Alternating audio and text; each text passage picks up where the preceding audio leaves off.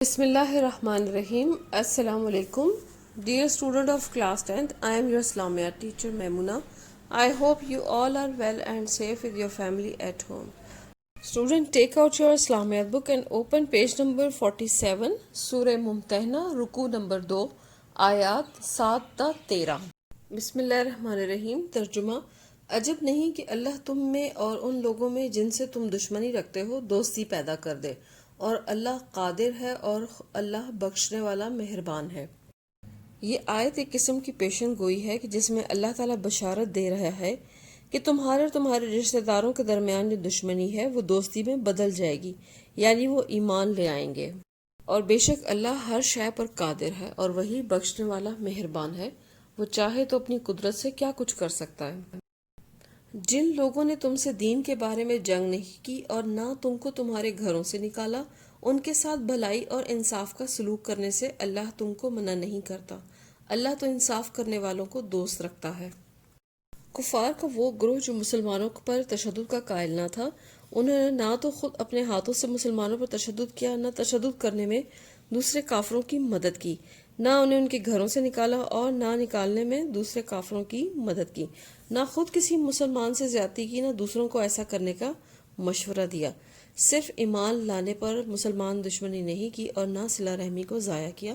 تو ان کے ساتھ مسلمان اپنا سلوک اچھا رکھ سکتے ہیں، انصاف کر سکتے ہیں، ان کے ساتھ دوستی کر سکتے ہیں. اللہ انہی لوگوں کے ساتھ تم کو دوستی کرنے سے منع کرتا ہے جنہوں نے تم سے دین کے بارے میں لڑائی کی، تم کو تمہارے گھروں سے نکالا اور تمہارے نکالنے میں اوروں کی مدد کی. تو جو لوگ ایسوں سے دوستی کریں گے وہی ظالم ہیں.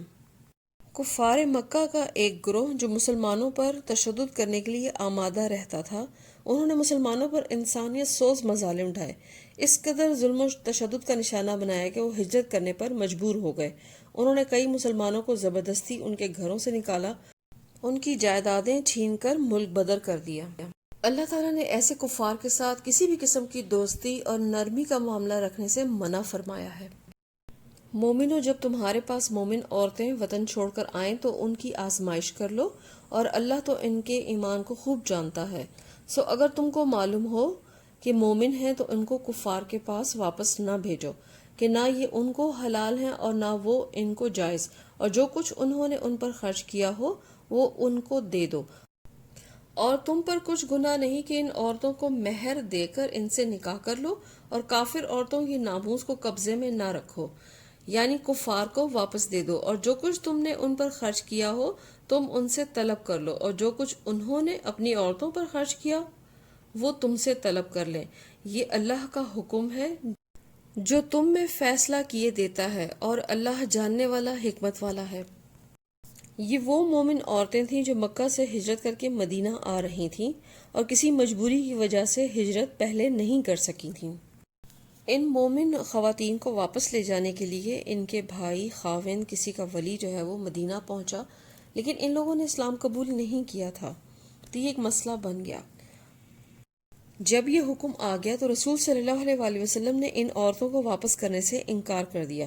اس پر کفار نے صلح حدیبیہ کے موقع پر جو معاہدہ ہوا تھا وہ یاد دلایا، جس میں یہ شرط رکھی گئی تھی کہ اگر کوئی کفار کا آدمی مسلمان ہو کر مدینہ آ جائے تو کفار اسے واپس لے جائیں گے، لیکن اگر کوئی مسلمان کفار کے پاس مکہ آ جائے تو مسلمان اس کو واپس لینے کا مطالبہ نہیں کریں گے. صلح حدیبیہ کے مطابق مرد اس شرائط کے پابند تھے، جبکہ خواتین ان شرائط سے آزاد ہیں. ان آیات میں رسول صلی اللہ علیہ وآلہ وسلم کو ان خواتین کو جانچنے کے لیے کہا جا رہا ہے کہ آیا یہ صدقے دل سے مسلمان ہوئی ہیں یا صرف لڑ کر دل برداشتہ ہو کر مدینہ پناہ لینے آئی ہیں، یا بلا وجہ کسی فساد اور فتنے کے لیے مسلمانوں میں شامل ہونا چاہ رہی ہیں. اللہ تعالیٰ نے یہ بات واضح کر دی کہ اب یہ مومن عورتیں کافروں کے لیے حلال نہیں اور نہ کافر مرد ان ایماندار خواتین کے لیے حلال ہیں. ان کے شوہروں نے جو مہر انہیں دیا تھا وہ بیت المال سے انہیں واپس کر دیا جائے، اور پھر اگر وہ عورتیں کسی مسلمان سے نکاح کرنا چاہیں تو انہیں اس کی اجازت ہے، اور نئے شوہر پر ضروری ہے کہ وہ مہر ادا کرے، اور جس کا پیچھے شوہر نہیں تھا وہ ویسے ہی حق مہر لے کر نکاح کر سکتی ہے. اور اگر تمہاری عورتوں میں سے کوئی عورت تمہارے ہاتھ سے نکل کر کافروں کے پاس چلی جائے اور اس کا مہر وصول نہ ہوا ہو، پھر تم ان سے جنگ کرو، اور ان سے تم کو غنیمت ہاتھ لگے تو جن کی عورتیں چلی گئی ہیں ان کو اس مال میں سے اتنا دے دو جتنا انہوں نے خرچ کیا تھا، اور اللہ سے جس پر تم ایمان لائے ہو ڈرتے رہو۔ اس آیت میں ان خواتین کے بارے میں بتایا گیا جنہوں نے اسلام قبول نہیں کیا تھا اور اپنے مسلمان شوہروں کو چھوڑ کر مکہ کفار کے پاس واپس چلی گئی تھیں، تو ان کے لیے ہدایت دی گئی ہے کہ ان کفار کے ساتھ جنگ کی جائے، اور جو مال غنیمت ملے اس میں سے وہ شوہر جن کی بیویاں چلی گئی تھیں ان کو مال اسباب دے دیا جائے۔ مسلمانوں کو بار بار تنبیہ کی جاتی ہے کہ وہ اللہ تعالیٰ سے ڈریں اور اس کے احکامات کی خلاف ورزی نہ کریں۔ اے پیغمبر، جب تمہارے پاس مومن عورتیں اس بات پر بیعت کرنے کو آئیں کہ اللہ کے ساتھ نہ تو شریک کریں گی، نہ چوری کریں گی، نہ بدکاری کریں گی، نہ اپنی اولاد کو قتل کریں گی، نہ اپنے ہاتھ پاؤں میں کوئی بہتان باندھ کر لائیں گی، اور نہ نیک کاموں میں تمہاری نافرمانی کریں گی، تو ان سے بیعت لے لو اور ان کے لیے اللہ سے بخشش مانگو، بے شک اللہ بخشنے والا مہربان ہے۔ ان آیات میں رسول صلی اللہ علیہ وآلہ وسلم کو اللہ تعالیٰ نے حکم دیا ہے کہ وہ مومن عورتیں جو ہجرت کر کے آئی ہیں ان سے درج ذیل باتوں پر بیعت لے لیں۔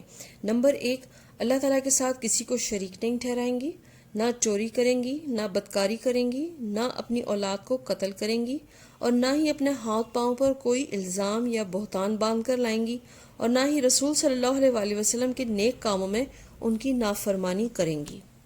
بیعت لینے کے بعد وہ خواتین مدینہ منورہ میں رہ سکتی تھیں۔ مومنوں، ان لوگوں سے جن پر اللہ غصہ ہوا ہے دوستی نہ کرو، کیونکہ جس طرح کافروں کو مردوں کے جی اٹھنے کی امید نہیں، اسی طرح ان لوگوں کو بھی آخرت کے آنے کی امید نہیں۔ اس آیت میں مومنوں کو منع کیا جا رہا ہے کہ ان لوگوں کے ساتھ دوستی نہ کی جائے جن پر اللہ تعالیٰ کا غضب اور عذاب نازل ہو چکا ہے، یعنی اللہ ان سے ناراض ہو چکا ہے۔ اس میں اہل یہود بھی آ جاتے ہیں جنہوں نے اللہ تعالیٰ کی نافرمانی کرنے میں کوئی کسر نہیں اٹھائی، کہ ان کفار کو آخرت پر یقین نہیں ہے، ان کا خیال ہے کہ جو مردے قبروں میں ہیں اب ان کا کوئی معاملہ نہیں ہوگا، تو ایسے لوگوں سے دور رہا جائے اور ان سے دوستی نہ کی جائے۔ انہیں آخرت کی کوئی امید نہیں کہ جس روز سب اللہ کے روبرو پیش کیے جائیں گے۔ امید ہے کہ آپ کو ان آیات کا مفہوم سمجھ آ گیا ہے۔ Thank you students. You should pray from Allah to keep us all safe from COVID-19. Stay home, stay safe. Allah Hafiz.